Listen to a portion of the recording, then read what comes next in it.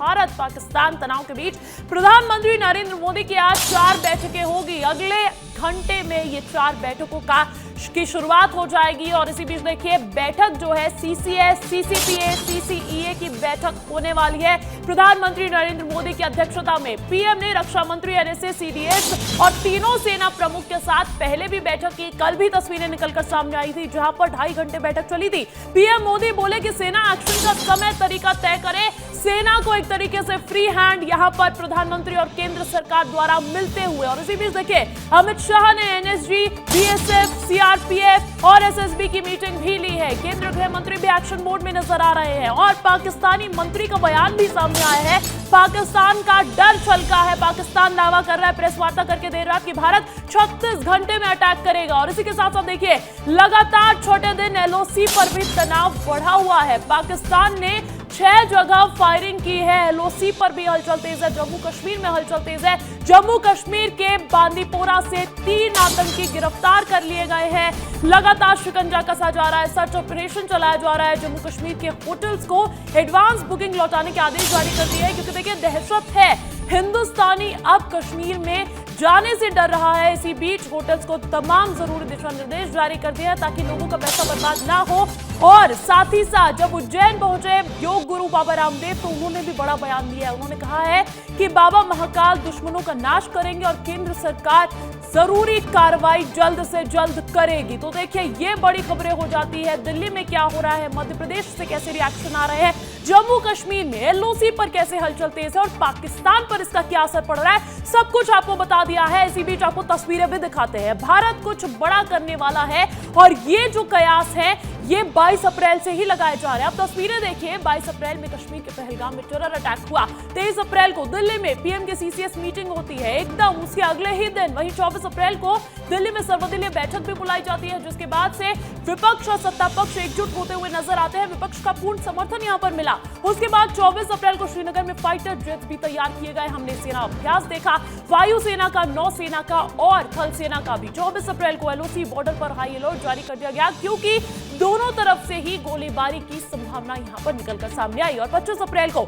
अमित शाह ने भी बैठक ली और उसके बाद देखिए और भी तस्वीरें और भी अपडेट है। हम ये क्यों कह रहे हैं कि आर्मी फ्री हैंड हो गई है, एक्शन का काउंटडाउन अब शुरू हो गया है क्योंकि देखिए 25 अप्रैल की अगर बात की जाए तो श्रीनगर में सेना प्रमुख भूपेंद्र द्विवेदी का दौरा था। तस्वीरें देख लीजिए। 26 अप्रैल को सेना प्रमुख और रक्षा मंत्री राजनाथ सिंह की मुलाकात होती है। उसके बाद रक्षा मंत्री और सीडीएस अनिल चौहान की बैठक भी होती है और फिर पीएम रक्षा मंत्री की मुलाकात हुई। हालांकि देखिए कल की जो तस्वीरें है वो और ज्यादा खास हो जाती है जिसमें पीएम, रक्षा मंत्री, सीडीएस और एनएसए के साथ साथ तीनों सेना प्रमुख शामिल रहे। और अब आज की तारीख जो ऐतिहासिक मानी जा रही है क्योंकि आज 4 बैक टू बैक बैठकें होने वाली है। पहलगाम आतंकी हमले के बाद पहली मोदी कैबिनेट की बैठक, सीसीएस, सीसीपीए और सीसीईए की बैठक। और इसी बीच देखिए पाकिस्तान जो है, भारत में ये जो कुछ कार्रवाई हो रही है, जिस तरीके से सरकार और सेना एक्शन मोड में नजर आ रही है, पाकिस्तान की बौखलाहट भी छलकने लगी है। पाकिस्तान को हर पल एक डर सता रहा है।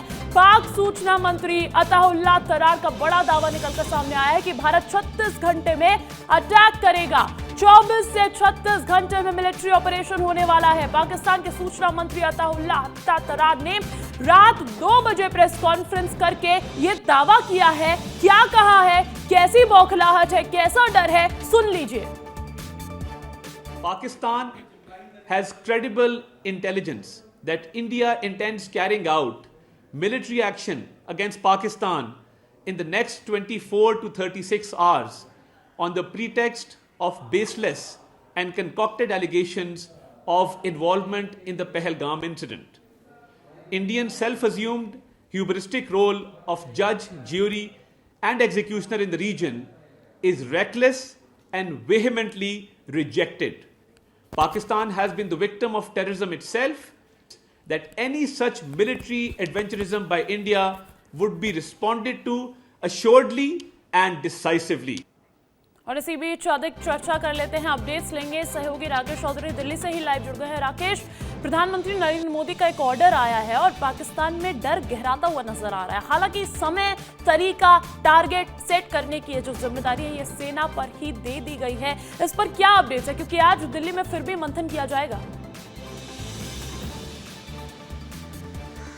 बिल्कुल अंजलि, देखिए आतंकियों के ताबूत में आखिरी किल ठोकने का वक्त आ गया है और पीएम मोदी ने कल ही सेना को जो है साफ तौर पर छूट दे दी है कि आप जगह, समय, तारीख तय करिए और खुद ही एक्शन लीजिए। और उसी कड़ी में आज 4 बड़ी बैठकें होने जा रही है। पिछली बार 2019 में जब पुलवामा में हमला हुआ था, इसके बाद सीसीएस की बैठक हुई थी तो हमने ऑपरेशन बालाकोट देखा था। इस बार भी पीएम मोदी लगातार 4 बैठक आज करने वाले हैं। सबसे पहले 11 बजे सीसीएस की बैठक होगी जिसमें रक्षा मंत्री भी शामिल होंगे, अमित शाह भी शामिल होंगे।